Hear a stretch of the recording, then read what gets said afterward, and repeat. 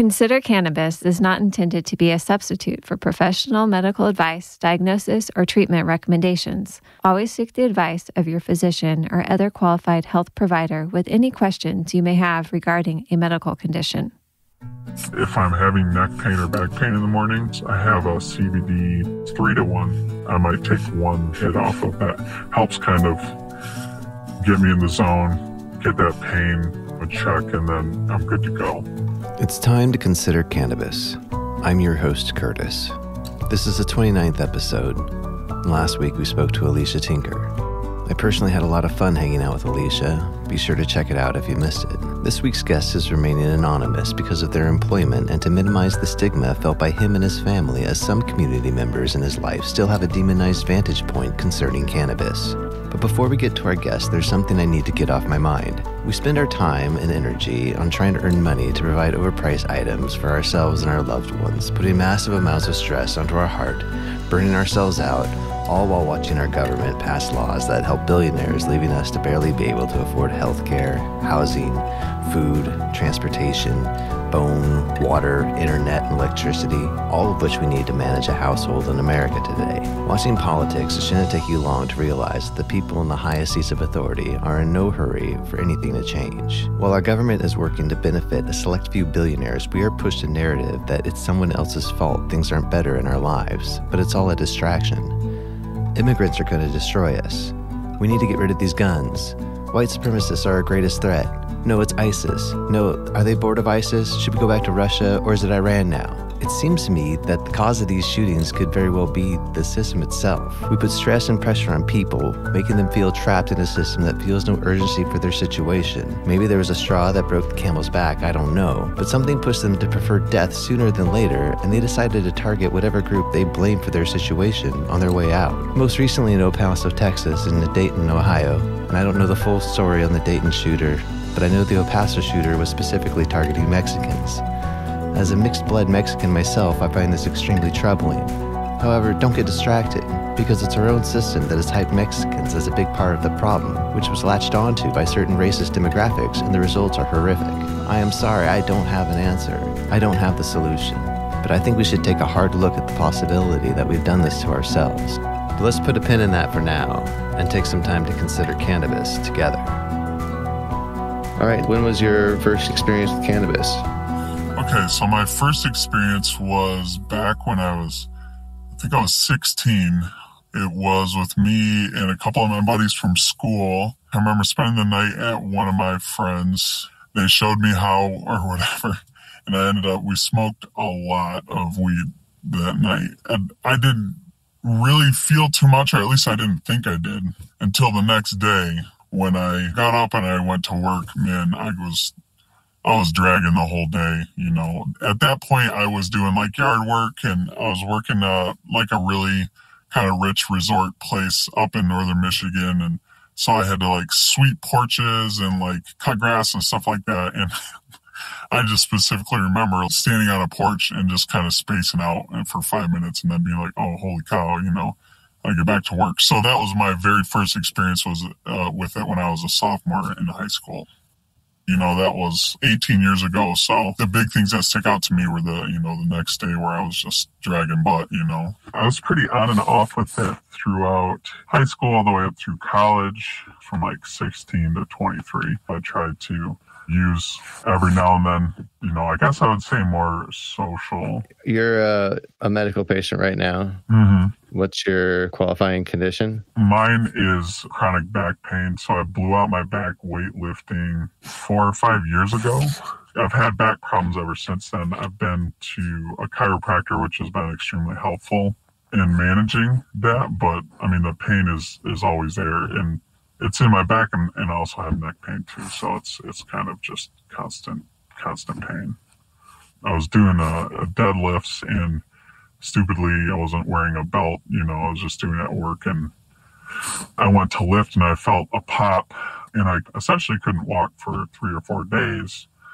And then it was just really, really painful after that. You know, I could only stand for a while, but just a lot of sharp pain. And I had went to my doctor, and my doctor was like, oh, I think you just have muscle spasms. Here's some muscle relaxers, which just put me to bed. I mean, I never take anything for pain because it's never worked for me.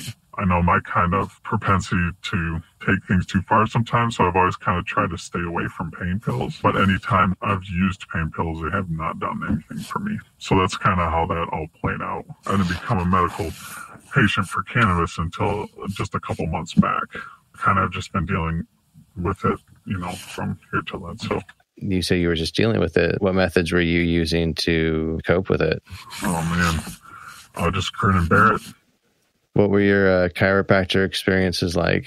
Were they manipulation based? Yep, he's manipulation based. He uses a lot of natural supplements too, but I wouldn't say he was trying to push it, but he showed me they were available. He let me try out a few things, and some of it was helpful, some of it I couldn't tell.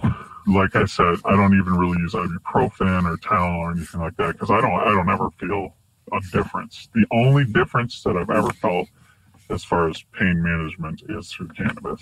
The chiropractor's magnesium, he gave me something other for sleep because I also have insomnia, which I had been taking trazodone for, actually for the past 10 years up until a couple months ago. But so he gave me some natural stuff for sleep, which was a little bit helpful, but not enough to make a big difference.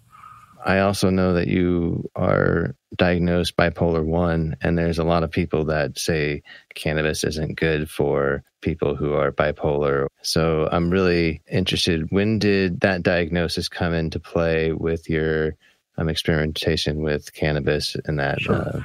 Okay, so I was diagnosed back when I was 23. My mom is diagnosed with bipolar, and it took a while to nail down for her and to get her medication straightened out. And I had actually been diagnosed as ADHD back when I was 4 years old. I wasn't a very good student. I mean, some days I was, some days I wasn't. I was a class clown. I got in trouble a lot. Kind of that whole deal. I used to get kicked out of class. That pretty much followed through from the beginning of school all the way till I graduated. I had super low depression when I was 16. Struggled a lot with cutting, suicidal ideation.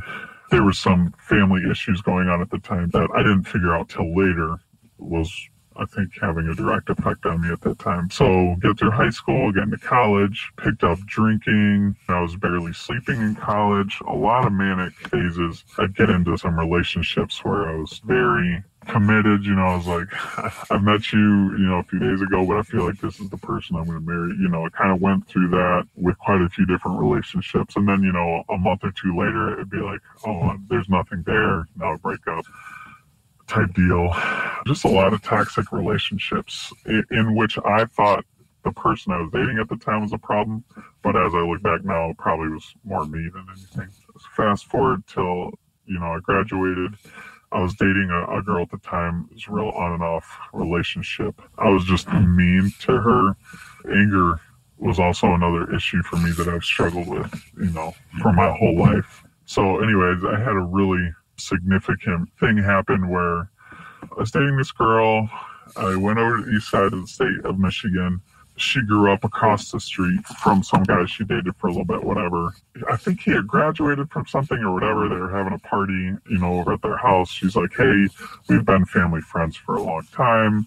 My family's really close with them. Do you mind if we all go over there tonight and hang out? I'm not a jealous person in general, so I'm like, yeah, whatever. So I went over there, and I'm just going to try to piece together the best I can. Basically, I started drinking. It was whiskey and beer all night till something happened in that night, and I can't place my finger on exactly what happened, but I don't know if I thought she had been flirting with somebody. Again, it was weird for me.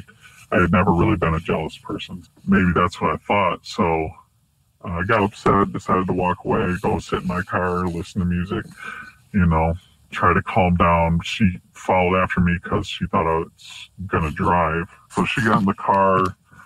I was like, get out of my car. I'm fine, blah, blah, blah. She's like, no, give me your keys. I'm like, no, don't touch my keys. Don't touch me. She grabbed my keys, and I said, okay, screw it. I got out of the car, turned my cell phone off, and I just started walking. And this is in a place that I'm not familiar with by any means. So I'm in a state of rage. I've been drinking for 8 hours. It's kind of weird to explain, but I also know I can understand and I'm like cognizant of what I'm doing, but I had a hard time stopping doing the stupid things that I was doing. So turned off my phone, started walking, went onto a main road. I just got real destructive. I ended up punching a window out of a trailer. I threw a big rock through a business window. I tried to break into a couple cars. Contrary to popular belief, car windows are way stronger than than maybe people think. No. Yeah. So the even dumber part about that was I was doing it while I was in front of a business, and I'm like 99% sure it was the people's cars that were sitting inside looking out like, is this guy really doing that? And I saw someone pick up a phone, and so I just booked it.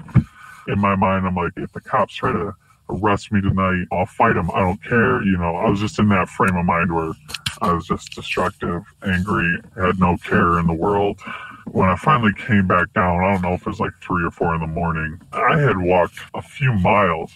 Again, having no idea where I was, somehow made it back to my girlfriend's house. I have no idea. I do remember getting back there, going downstairs, and she's like, where the heck have you been? I've been trying to call you. Your parents have been trying to call you. We tried to call a therapist, and they were trying to call you and get a hold of you. I was like, yeah, I turned my phone off.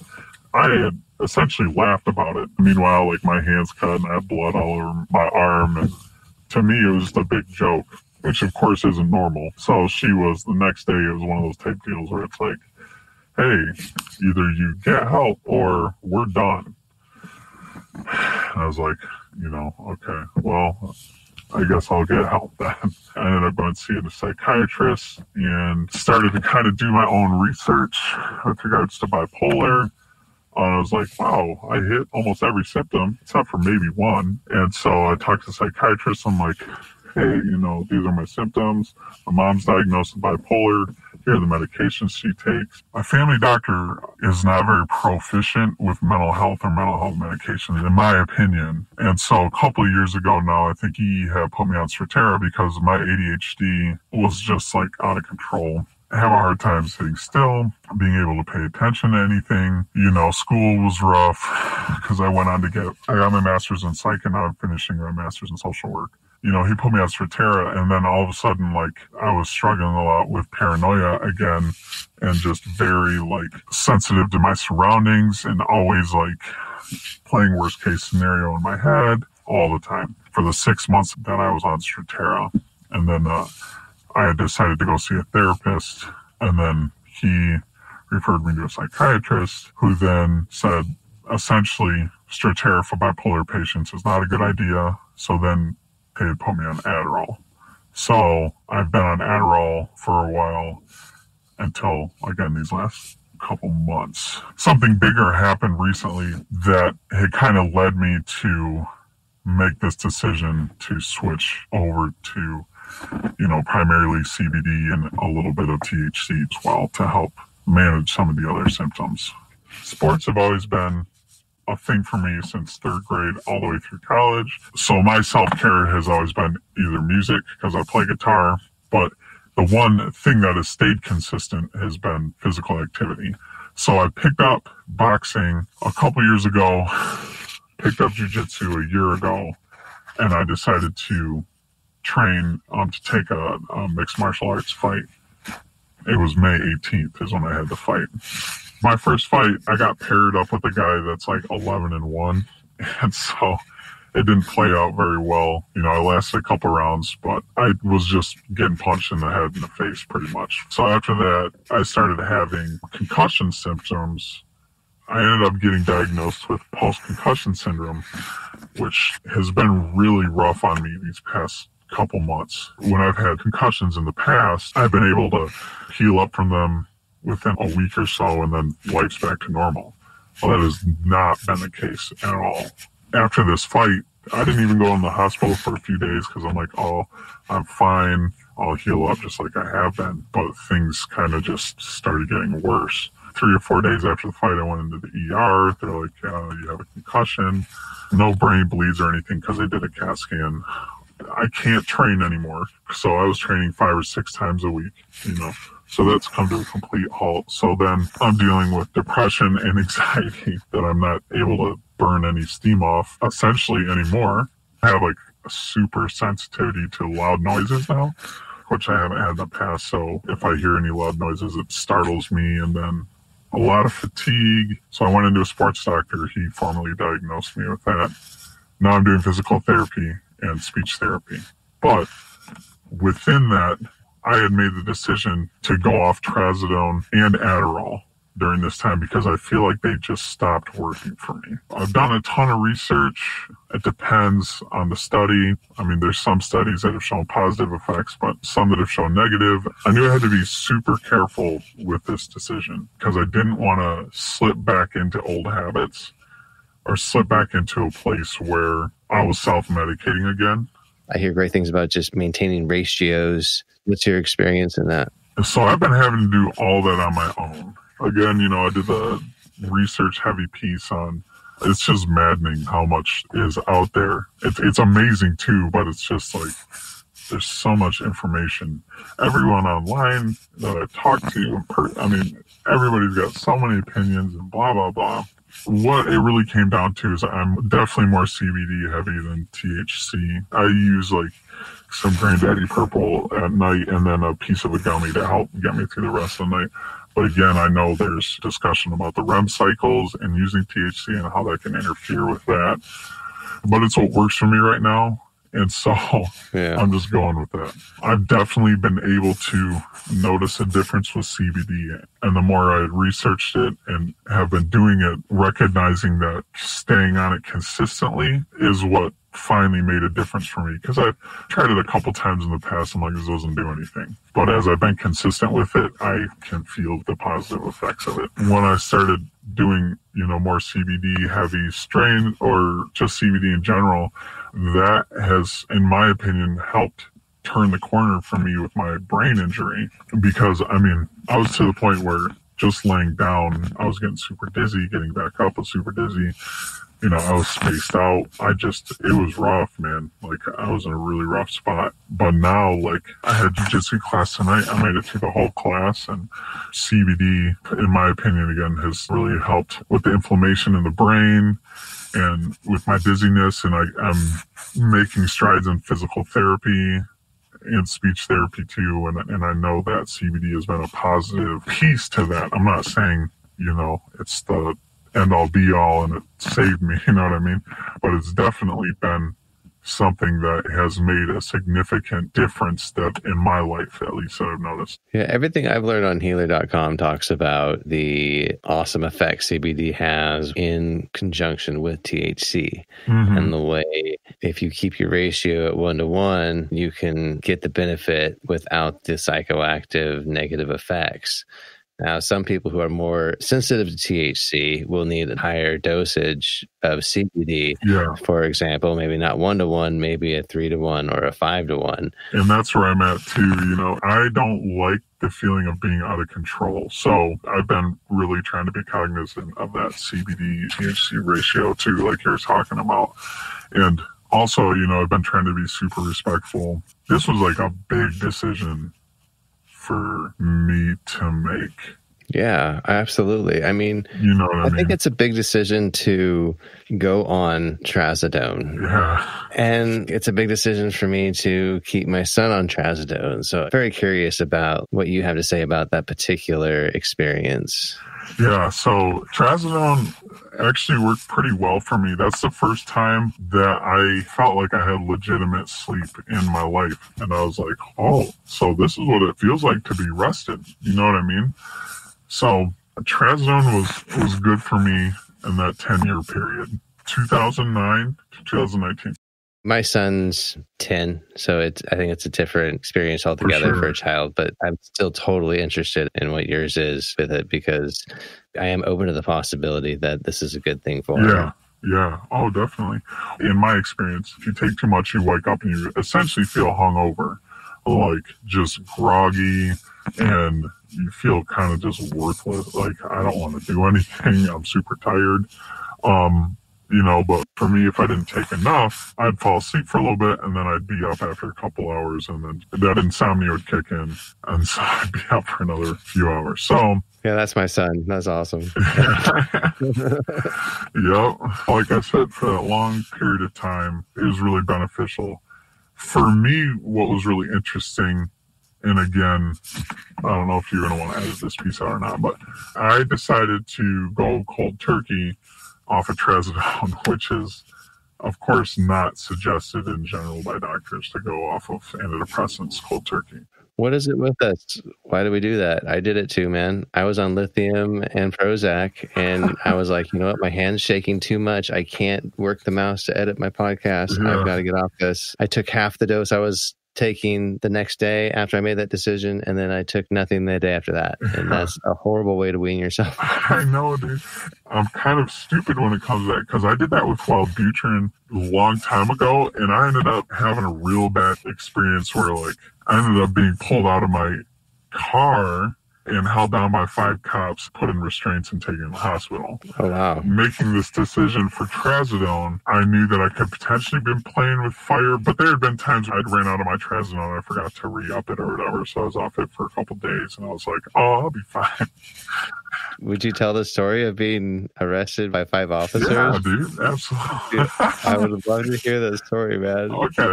I'd have been 24 at this point. I'm going to do a home visit. And as I'm driving, man, I just feel like I'm kind of losing control of myself, but I think I'm okay. So I get to the street of the house where I'm supposed to go visit, and I stop. That feeling of losing control doubled or tripled at that point.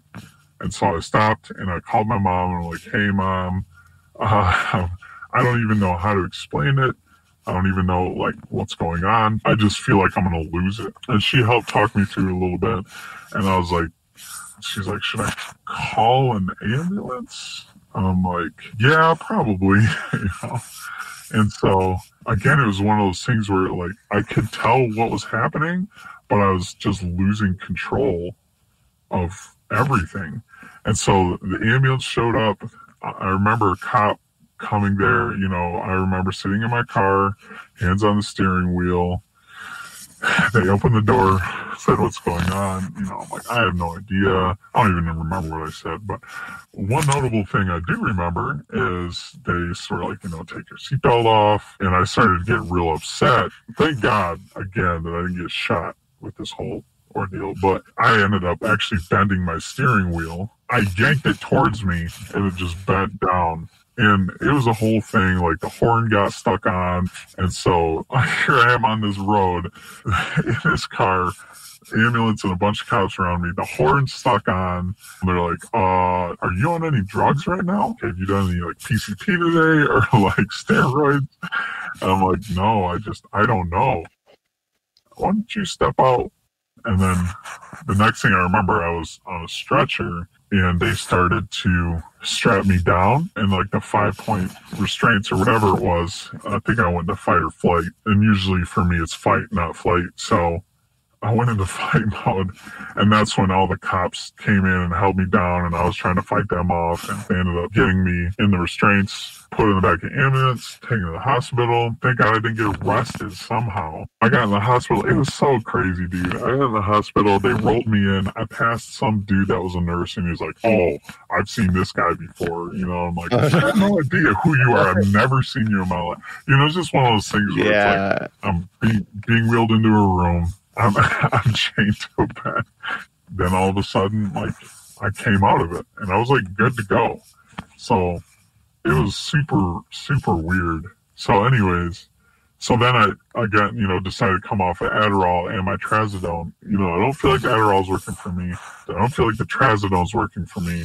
I'm not sleeping. Again, this is weird to explain, but I felt like my body was just telling me, like, I'm sick of you being on all these medications, And I was like, okay, I was like, I know I have to stay on my Lamictal. That's the one thing that's kept me stable. So that's like seizure medication, but they use it for bipolar patients. So that's the one thing that I've used that has kept me level. I don't want to play with that fire. But with the trazodone, I was like, it's not even working.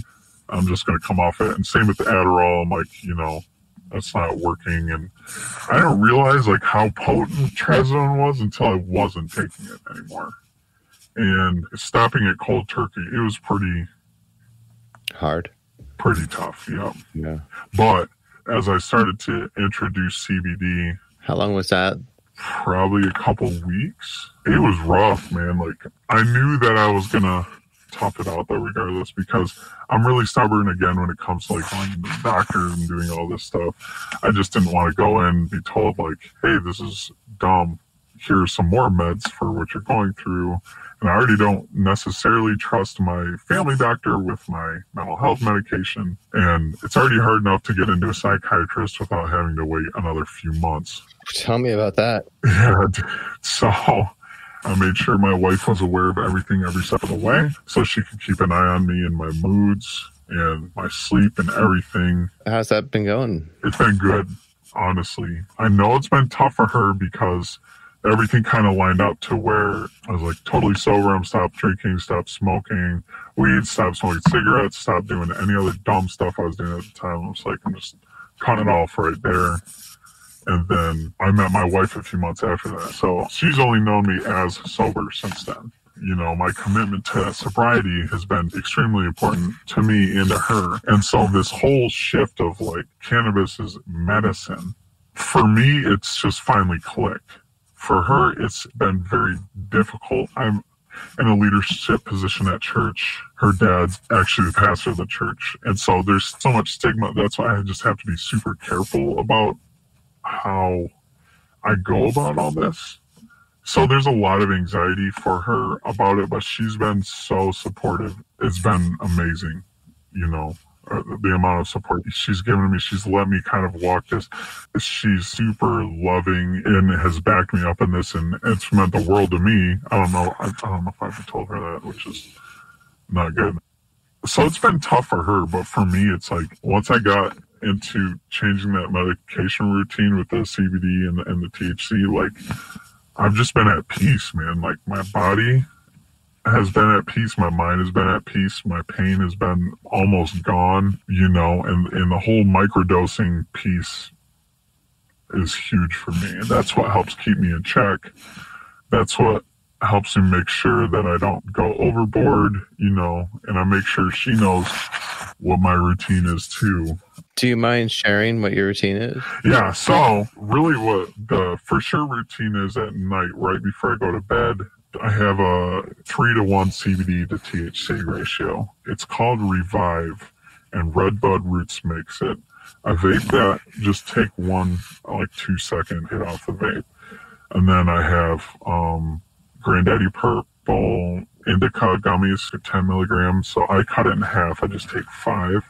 And so that gets me through the night, gets me, you know, I wake up in the morning feeling good, just super peaceful. I'm still kind of fine tuning it because I still can be a little bit more tired in the morning. And then I'll take a gummy in the morning. If I'm having neck pain or back pain in the morning, I have a CBD 3-to-1. I might take one hit off of that. Helps kind of get me in the zone, get that pain in check, and then I'm good to go. But for sure, you know, the stuff at night and then the CBD gummy in the morning.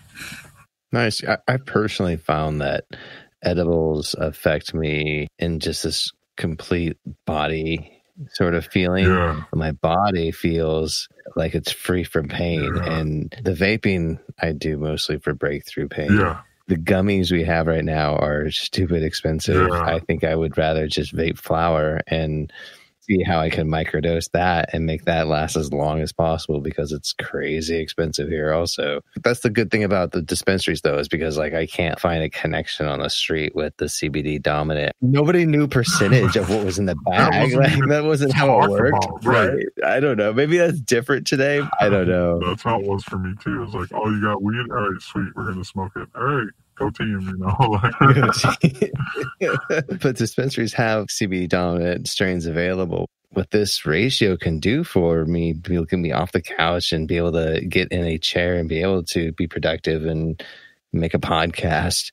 Just being able to do those things is so valuable that I hope that people in your church, I want people, I feel a responsibility of sorts to help people give this plant a second thought I know about the effects of it. I totally agree, because now, like, I'm seeing people that have relatives that have like severe seizure condition, and like, I'm like, man, I just really want to speak up about it. Now that I see it through the lens that I have now, and I'm like, man, this medicine, has been so demonized, and there's so much, politically and all that stuff too, that's just like, it's crazy. I hope things change, as time moves along, and that this medication is more widely used by people. And that's the thing for me is, was realizing like, oh, I can microdose this, and I don't have to get blown out high all the time I do this.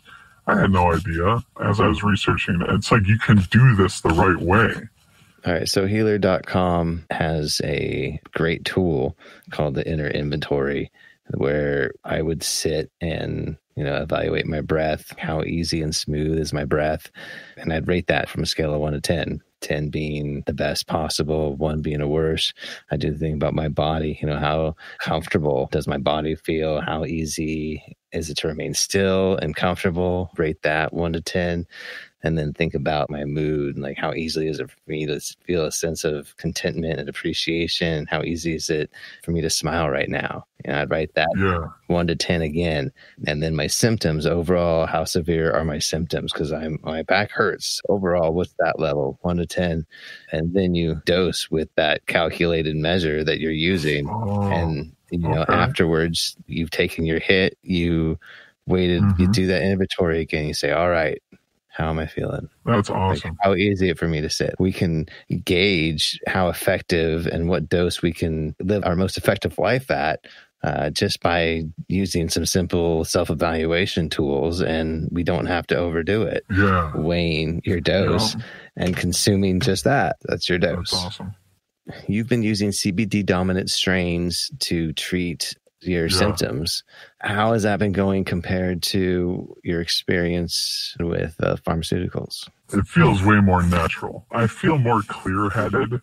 Again, I feel more at peace. I'm able to relax more and slow my thinking down and kind of focus, when I need to focus. It takes care of everything my other meds were doing, but I feel my body and mind feel better, using the CBD, dominant strains and stuff, as opposed to amphetamines and trazodone, you know what I mean? Yeah, I can imagine that would have a much more chemical feel to it. So 100% understand that feeling of detox that you gotta go through getting those things out. Absolutely. So do you have anything else you'd like to say to our listeners who are considering cannabis?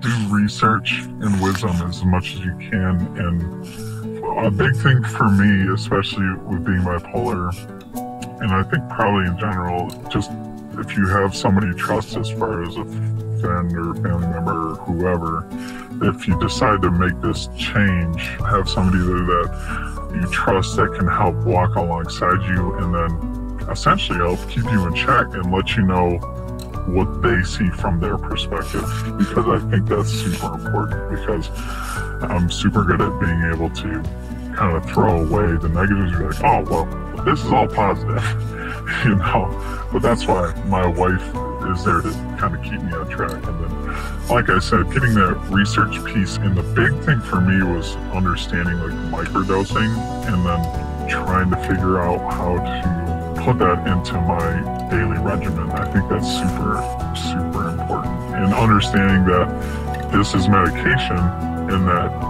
you don't have to get blown out high every time you use, you know what I mean? It's just a different change in mindset. So like I said, research, have somebody walk alongside you if that's a possibility, and then just try to be smart about it, I guess. So.